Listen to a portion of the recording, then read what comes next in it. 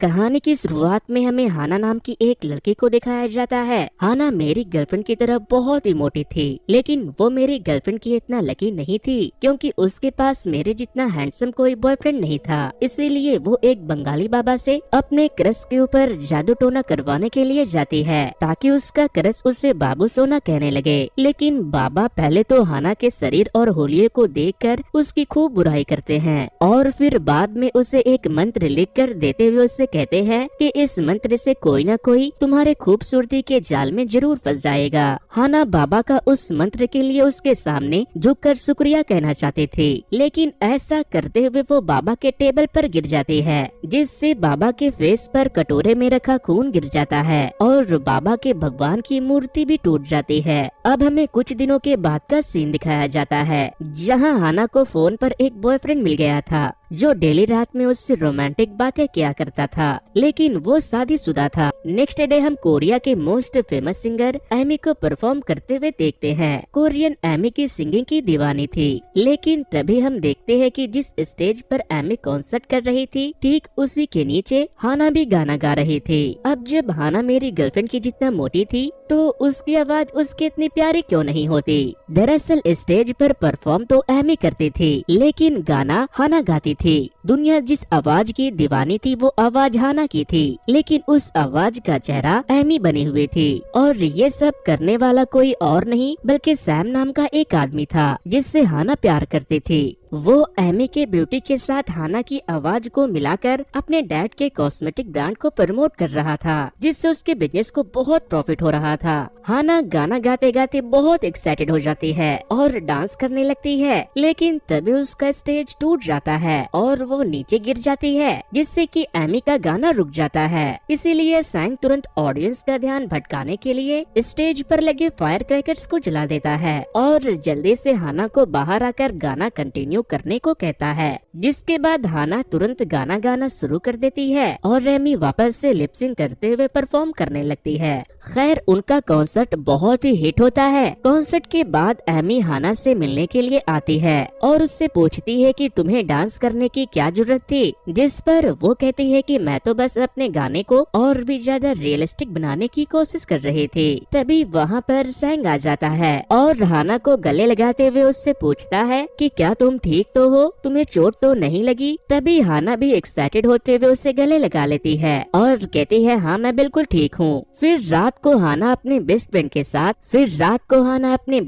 साथ रेस्टोरेंट में ड्रिंक करने के लिए जाती है। उसकी दोस्त का नाम मिन होता है, जो एमी के लिए ही स्टेज पर बैकग्राउंड सिंगिंग किया करती थी। हाना बैठकर खाए जा रही थी, इसीलिए मिन उससे कहती है कि एक दिन तुम खा खा कर फट जाओगी, जरा अपने आप को देखो, क्या कभी किसी ने तुमसे प्यार भी किया है। तभी हमें हाना के फ्लैशबैक का सीन दिखाया जाता है, जहाँ एक सेल्समैन हाना को डेट करने के बहाने से उसे अपने कंपनी के डाइट पिल्स बेचने की तैयारी में था, जिससे वो पतली हो जाए। उसकी काफी रिक्वेस्ट करने के बाद एक दिन हाना उसकी दवाई खरीद लेती है और जल्दी पतली होने के बारे में सोचकर एक ही दिन में ढेर सारी गोली खा लेती है, लेकिन इससे वो आधा पौना इंच भी पतली नहीं होती। बजाय इसके वो बीमार पड़ जाती है, उसे दस्त लग जाते हैं, इसीलिए उसे हॉस्पिटल ले जाना पड़ता है। फिर हाना मिन के साथ रेस्टोरेंट से लौटने लगती है तो उसे एक स्टोर के डिस्प्ले में एक बहुत ही प्यारी ड्रेस दिखाई देती है, लेकिन वो उसे पहन नहीं सकती थी, इसीलिए वो उदास होकर वहाँ से चली जाती है। हाना और मिन वहाँ से एक टैटू आर्टिस्ट के पास जाते हैं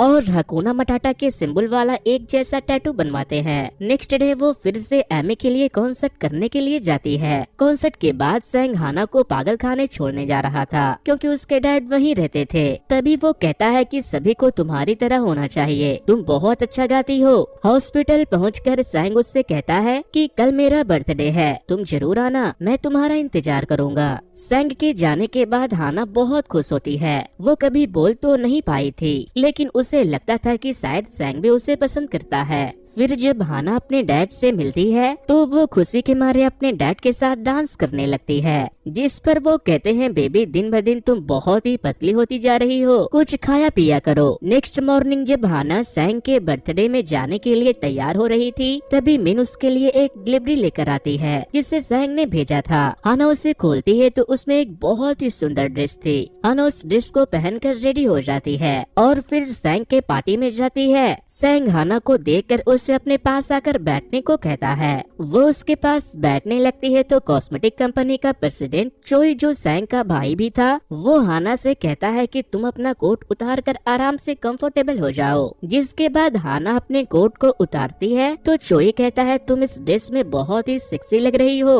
तभी वहाँ पर एनी भी सेम वैसा ही ड्रेस पहनकर आती है। उसे देखते ही हाना एम्बैरेस होकर वहाँ से चली जाती है। थोड़ी देर के बाद सैंग बाथरूम में फ्रेश होने जाता है, जहाँ एनी भी उसके साथ थी। वो उससे पूछती है कि तुमने उसे मेरी जैसी ड्रेस क्यों दी, कहीं तुम उसे पसंद तो नहीं करते? जिस पर वो कहता है कि जरा तुम उसे देखो और फिर खुद को देखो, वो तो तुम्हारे पैर की धूल भी नहीं है। वो तुम्हारे लिए गाना गाती है, इसीलिए मैं उसके साथ अच्छे से पेश आता हूँ, नहीं तो अगर उसने गाना बंद कर दिया तो तुम्हारे इमेज का क्या होगा। हमें उसका अच्छे से यूज करने के लिए उसका ख्याल रखना चाहिए। तभी हम हाना को देखते हैं जो टॉयलेट में बैठकर सैंग की बातें सुन कर रो रही थी। सैंग के टॉयलेट से जाने के बाद हाना भी वहाँ से निकल जाती है। घर जाते वक्त वो बहुत दुखी थी और फिर घर पहुंचकर वो गैस को खुला छोड़कर खुद की जान लेने का सोचती है। लेकिन तभी उसके फोन वाले बॉयफ्रेंड का फोन आ जाता है और वो उसे गंदी गंदी बातें करने लगता है। जिसके बाद हाना मरने के प्लान को कैंसिल करके नेक्स्ट डे एक डॉक्टर के पास उससे मिलने के लिए जाती है और उससे कहती है कि मुझे प्लास्टिक सर्जरी करवाकर सुंदर बनना है। जिस पर डॉक्टर हाना से कहता है कि मैं तुम्हारे ऊपर प्लास्टिक सर्जरी नहीं कर सकता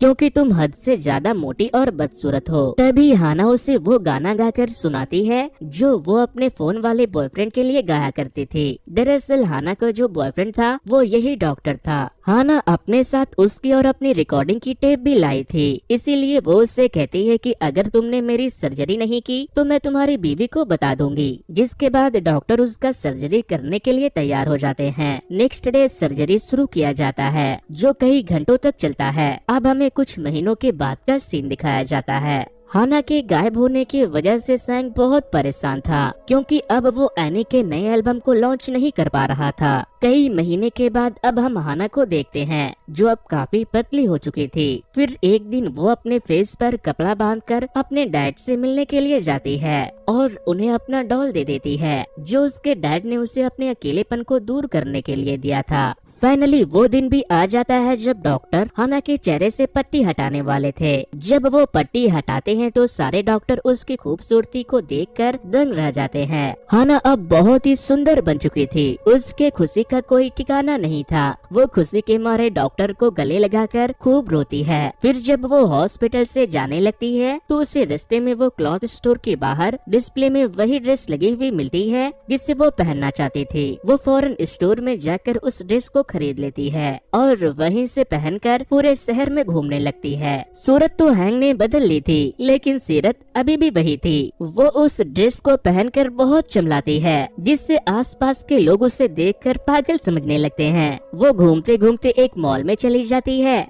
जहाँ सैंग एनी से अपने कंपनी के एक कॉस्मेटिक प्रोडक्ट पर साइन करवा रहा था। हाना उसे देखते ही छुप जाती है। फिर जब सैंग और एनी वहाँ से जाने लगते हैं तो वो उनका पीछा करती है, लेकिन तभी एक डिलीवरी बॉय हाना की खूबसूरती को देखकर अपना एक्सीडेंट करवा लेता है। हाना उस डिलीवरी बॉय को जैसे ही उठाने के लिए जाती है, सैंग भी वहीं आने लगता है, लेकिन वो डिलीवरी बॉय के हेलमेट को पहनकर वहाँ से भाग जाती है। इसके बाद हाना सैंग का पीछा करते करते एक कार के शोरूम में पहुँच जाती है, लेकिन शोरूम का मैनेजर हाना को देख लेता है और उससे पूछता है कि आपको कौन सी कार लेनी है। जिस पर वो कहती है कि क्या 1500 में कोई कार मिलेगा।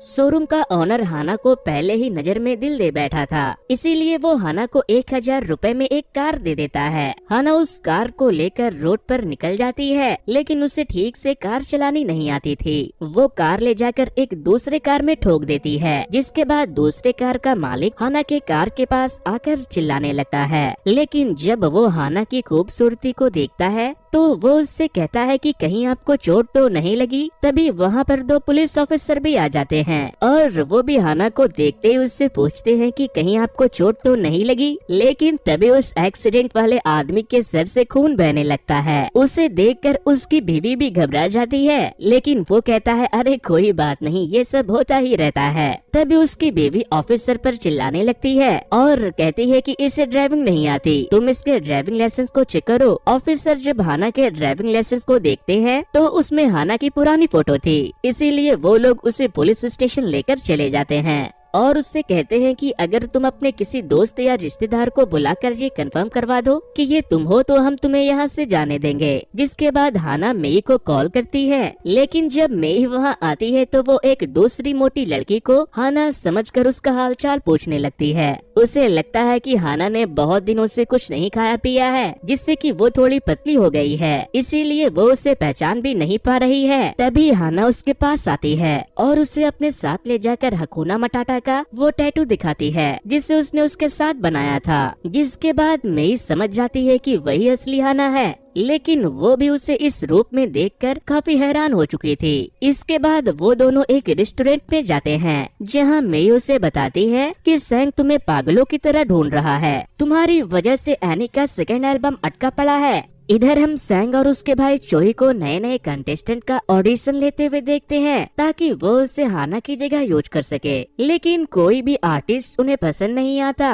तभी मेई सैंग को हाना का सीवी ला कर देती है जिसमें उसका नाम जेनी था। जेनी गाना शुरू करती है। सैंग और उसके लोग जब जेनी की आवाज सुनते हैं तो उनके तोते उड़ जाते हैं। सैंग को उसकी आवाज बिल्कुल हाना की तरह लगती है, जिससे कि सैंग की पूरी टीम बहुत खुश हो जाती है। जिसके बाद चोई और सैंग हाना के साथ एक प्राइवेट मीटिंग करते हैं जिसमें सैंग हाना से कहता है कि तुम वही हो ना जिसने मुझसे उस दिन कहा था कि मैं एक सिंगर बनना चाहती हूँ। हालांकि हाना ने उसे ऐसा कभी नहीं कहा था, लेकिन वो चोई के सामने उसे ऐसा इसलिए कह रहा था क्योंकि अब वो एनी की जगह जेनी को लॉन्च करना चाहता था, क्योंकि वो उसे एनी से ज्यादा सुंदर लग रही थी। जिसके बाद जेनी को लॉन्च करने से पहले उसका फोटो शूट और कॉस्मेटिक कंपनी के लिए एडवर्टाइजिंग कराया जाता है, लेकिन एनी जेनी को अपनी जगह पर कैसे देख सकती थी, इसीलिए वो हाना के डैड के पास हाना के बारे में पता करने के लिए आती है। लेकिन हाना के डैड उसे हाना के बारे में कुछ नहीं बताते क्योंकि उनकी याददाश्त बहुत ही कमजोर थी। तभी हाना के डैड को सुसु लग जाती है, इसीलिए एनी को उसे टॉयलेट लेकर जाना पड़ता है। वो वहाँ पर सैंग को फोन करती है तो सैंग उसका फोन काट देता है, जिस पर वो कहती है कि काश मैं भी एक सिंगर होती। उसकी बातों को सुनकर हाना के डैड उससे कहते हैं कि वो भगवान है जो सब कुछ कर सकते हैं, हम इंसान तो केवल कोशिश ही कर सकते हैं। इधर हाना और मेई पूल के किनारे लेटकर धूप सेक रहे थे। तभी वहाँ पर एक लड़का आकर वेव करता है। हाना को लगता है कि वो लड़का उसे देखकर वेव कर रहा है, लेकिन तभी मेई उसके पास चली जाती है क्योंकि वो मेई का बॉयफ्रेंड था। मेई के जाने के बाद हाना को डॉक्टर के पास जाना पड़ता है क्योंकि जब वो धूप सेक रही थी तो उसके हाथ के निशान उसके आर्टिफिशियल सिलिकॉन चेस्ट पर पड़ गया था, इसीलिए डॉक्टर उसे धूप में 3 घंटे से ज्यादा देर तक रहने से मना कर देते हैं। फिर डॉक्टर हाना से कहते हैं कि तुमने अपनी सूरत तो बदल दी है, लेकिन तुम्हारी सीरत अभी भी वैसी ही है। तुम अब खूबसूरत हो गई हो, इसीलिए तुम्हें अपने कॉन्फिडेंस को बूस्ट करने और एटीट्यूड में रहने की जरूरत है। इसके बाद सैंग उससे गाना रिकॉर्ड करने के लिए बुलाता है,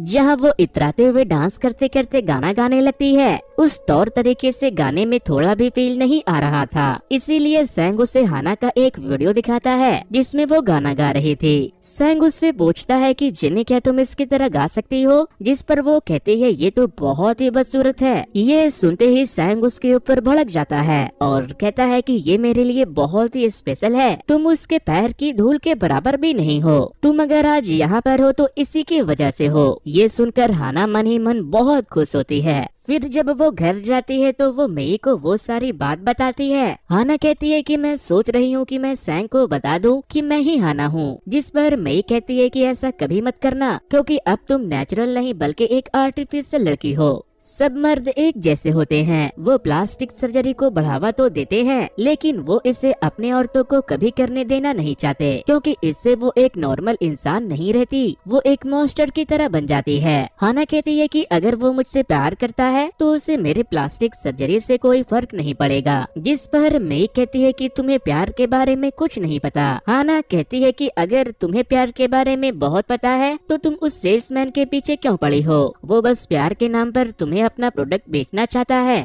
इसके बाद हाना सीधे सैंग के घर चली जाती है और उससे पूछती है कि मैं तो कैलिफोर्निया से हूँ, लेकिन मैंने सुना है कि बहुत सारी कोरियन लड़कियाँ खूबसूरत दिखने के लिए प्लास्टिक सर्जरी करवाती है। तभी सैंग को किसी का फोन आ जाता है, इसीलिए वो अपने डॉग को लेकर फोन पर बात करने के लिए चला जाता है, लेकिन वो डॉग वापस हाना के गोद में आ जाता है, क्योंकि वो डॉग उसी का था जिसे उसने अपने सर्जरी से पहले सैंग के घर के बाहर छोड़ दिया था। फिर जब सैंग उसे घर छोड़कर जाने लगता है तो वो दोबारा उसके पास आता है और उसके पास मौजूद एक कार के पीछे से एक स्टॉकर को पकड़कर निकालता है, जिसने अपने कैमरे में हाना की बहुत सी फोटो ली थी। दरअसल ये वही डिलीवरी बॉय था जिसने उस दिन हाना को देखते ही अपना एक्सीडेंट करवा लिया था। वैसे हाना उसे देखकर बड़ा खुश होती है, क्योंकि वो उसे इतना पसंद करने लगा था कि उसने उसे स्टॉक करना शुरू कर दिया था। मगर सैंग उसे धमकी देने लगता है, जिसके बाद हाना सैंग को स्टॉकर को छोड़ने को कहती है और कहती है कि इसने क्या गलत किया है। अगर कोई किसी से प्यार करता है तो उसे इजहार करने में क्या बुराई है, सब तुम्हारी तरह नहीं होते। इतना बोलकर हाना वहाँ से चली जाती है। नेक्स्ट डे जब हाना वर्कआउट कर रही थी तो वो एमी को गाना गाने की प्रैक्टिस करते हुए सुनती है, लेकिन उसकी आवाज बिल्कुल कौवे की तरह थी।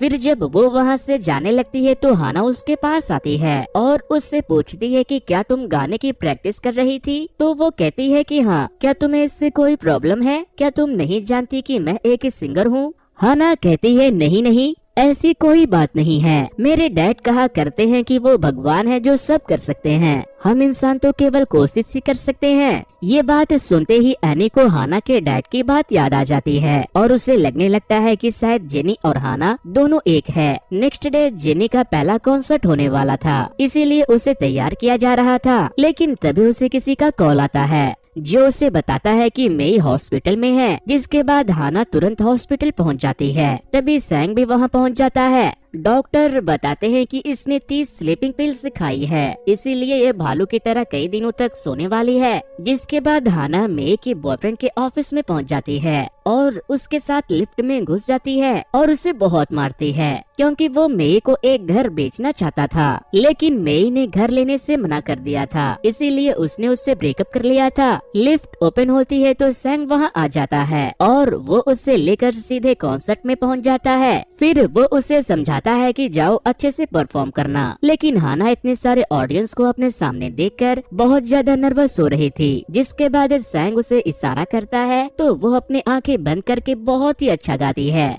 ऑडियंस उसकी आवाज को सुनकर पागल हो जाती है और अपने पहले ही गाने के बाद जेनी एक बहुत ही फेमस सिंगर बन जाती है, जिससे चोई की कंपनी के शेयर्स और सेल्स बहुत ही तेजी से बढ़ने लगते हैं और तो और जेनी नाम के फैन पेज भी बनने लगते हैं। फिर एक दिन रात के वक्त हाना सैंग के साथ ड्रिंक कर रही थी, तभी सैंग उसके करीब आता है और उसे किस करने लगता है। इस दौरान वो उसे टच करने की भी कोशिश करता है, लेकिन हाना उसे ऐसा करने नहीं देती, क्योंकि वहाँ पर डॉक्टर ने सिलिकॉन स्किन लगाया था। जिसके बाद सैंग उससे दूर ही रहना ठीक समझता है। थोड़ी देर के बाद सैंग जब वापस आता है तभी वो घर के विंडो पर हकुना मटाटा के सिंबल को देखता है, जिसे जेनी ने ऐसे ही बना दिया था। उस सिंबल को देखकर सैंग को कुछ याद आने लगता है। दरअसल एक बार जब हाना सैंग के साथ जा रही थी तो उसने अपने म्यूजिकल नोट्स के डायरी को सैंग के कार में ही छोड़ दिया था, जिसमें उसने हकुना मटाटा का वो सिंबल देखा था। जिसके बाद वो जेनी के कुछ हरकतों को नोटिस करता है जो सेम हाना से मैच कर रही थी और फाइनली वो समझ जाता है कि जेनी ही हाना है और उसने प्लास्टिक सर्जरी कराई है, लेकिन सैंग उससे कुछ नहीं कहता। नेक्स्ट डे कंपनी जेनी के फर्स्ट एल्बम लॉन्च होने की खुशी में अपने सभी लोगों को पार्टी देती है, लेकिन तभी एमी हाना के डैड को वहाँ लेकर चली आती है, क्योंकि अब उसे भी समझ आ गया था कि हाना ही जेनी है। लेकिन हाना अपने डैड को पहचानने से इनकार कर देती है। जिसके बाद सैंग उसे खींचकर हाना से दूर कर देता है और जब हाना से उसके बारे में पूछता है तो वो कहती है कि वो बस मेरा फैन है। जिसके बाद मे उसे बहुत बुरा भला कहती है और फिर उसके डैड को वहाँ से लेकर चली जाती है। पार्टी के बाद हाना सैंग के पास उससे मिलने के लिए जाती है तो वो कहता है कि हाना तुम जाकर सो जाओ, कल तुम्हारा कॉन्सर्ट होने वाला है। सैंग के मुंह से अपना नाम सुनकर हाना शॉक हो जाती है, जिस पर वो कहती है हाना कौन है? ये तो मैं हूँ जेनी। जिस पर वो कहता है कि परेशान मत हो, मैं किसी को नहीं बताने वाला। फिर हाना उससे पूछती है कि क्या हाना और जेनी बस तुम्हारे लिए एक प्रोडक्ट ही है जिसे तुम्हें बस यूज करने से मतलब है? सैंग कहता है कि अब बस तुम जेनी हो और रोना बंद करो, नहीं तो तुम्हारी आवाज खराब हो जाएगी। हाना कहती है ठीक है, मैं नहीं रो रही, मैं कल किसी भी हाल में तुम्हारे लिए कॉन्सर्ट करूंगी। इसके बाद हाना गुस्से में वहाँ के पोस्टर को फाड़ने लगती है, जिससे कि उसका हाथ कट जाता है। सैंग उसके कट को ठीक करने लगता है तो वो कहती है कि कोई बात नहीं, मैंने तुम्हारे लिए इससे बड़े बड़े कट अपने बॉडी पर लगवाए हैं। दरअसल हाना ने सैंग के लिए खुद को चेंज तो कर दिया था, लेकिन सैंग को हाना के जेनी होने से कोई फर्क नहीं पड़ता, क्योंकि उसे बस अपने कंपनी के टीआरपी से मतलब था। नेक्स्ट डे एमी कंपनी के चेयरमैन को ये बता देती है कि हाना प्लास्टिक सर्जरी कराकर जेनी बनी है, इसीलिए चेयरमैन हाना के कॉन्सर्ट को कैंसिल करवा देते हैं, क्योंकि इससे उनकी कंपनी की बहुत ही बड़ी बदनामी होती। लेकिन सैंग ऐसा करने से मना कर देता है, वो किसी भी हाल में हाना से परफॉर्म करवाना चाहता था। ये सुनते ही चेयरमैन सैंग के फेस पर पानी फेंकने लगते हैं, लेकिन सैंग गिलास पकड़कर उसे फोड़ देता है और फिर उससे कहता है कि भूलो मत, ये कंपनी मेरी वजह से इतना आगे आया है। जिसके बाद वो हाना को अपने साथ लेकर चला जाता है, लेकिन हाना कॉन्सर्ट करने से मना कर रही थी, जिस पर सैंग कहता है कि मुझे बहुत पहले तुम्हारे ऊपर शक हो गया था और मैं हमेशा से यही चाहता था कि तुम अपनी आवाज दुनिया को खुद सुनाओ। मैंने हाना को भी मौका दिया था और अब मैं जेनी को भी देना चाहता हूँ। जिसके बाद हाना कॉन्सर्ट करने के लिए तैयार हो जाती है। कॉन्सर्ट में हम उस स्टॉकर को भी देखते हैं जो जेनी के लिए चेस कर रहा था, और तो और जेनी के डैड भी वहाँ आए थे, लेकिन एमी ने कुछ गड़बड़ करने का प्लान किया था। फिर जब कॉन्सर्ट शुरू होता है तो हाना के डैड स्टेज के आगे आकर डांस करने लगते हैं, इसीलिए कुछ बाउंसर उससे पकड़ कर ले जाने लगते हैं। तो हाना उससे रुकने को कहती है और फिर वो सारी ऑडियंस से माफी मांगते हुए कहती है कि ये मेरे डैड हैं और मैं जेनी नहीं हाना हूँ। पहले मैं बहुत मोटी और बदसूरत हुआ करती थी और स्टेज के नीचे छुपकर किसी सिंगर के लिए गाया करती थी, लेकिन फिर मैंने प्लास्टिक सर्जरी करवाकर खुद को ऐसा बना लिया ताकि मैं आप लोगों के सामने आकर गा सकूं और कोई मुझे प्यार कर सके, लेकिन अब मुझे पुरानी हाना बनना है। तभी सैंग खुद ही स्टेज पर हाना की पुरानी वीडियो प्ले कर देता है, जिसे एमी ने वहाँ प्ले करके उसे बदनाम करने का सोचा था। लेकिन उसकी स्टोरी सुनने के बाद ऑडियंस बहुत इमोशनल हो चुकी थी, इवन स्टॉकर भी रोने लगा था। तभी वो चिल्लाते हुए कहता है कि कोई बात नहीं, तुम जैसे भी हो मैं तुमसे प्यार करता हूँ और हम सब तुम्हें एक्सेप्ट करते हैं। जिसके बाद सारे ऑडियंस उसे गाना गाने के लिए कहने लगते हैं। जिसके बाद हाना गाना गाती है जो ऑडियंस को बहुत पसंद आता है। गाने के बाद हाना अपने डैड को जाकर गले लगाती है। ये सब देखकर चोई वहाँ पर पटाखे फोड़ने लगता है। अब हमें कुछ दिनों के बाद का सीन दिखाया जाता है, जहां बहुत सारे स्टोर पर हाना के बड़े बड़े पोस्टर लगे हुए थे। लोग हाना के दीवाने हो गए थे और सैंग भी हाना को पसंद करने लगा था। तो दोस्तों ये स्टोरी आपको कैसी लगी हमें कमेंट करके जरूर बताना। वैसे दोस्तों कुछ दिनों पहले ही मैंने एक ऐसी ही मूवी की स्टोरी को एक्सप्लेन किया था, अगर आप लोगों ने उसे नहीं देखा तो वॉच नेक्स्ट पर क्लिक करके उसे जरूर से देख लेना।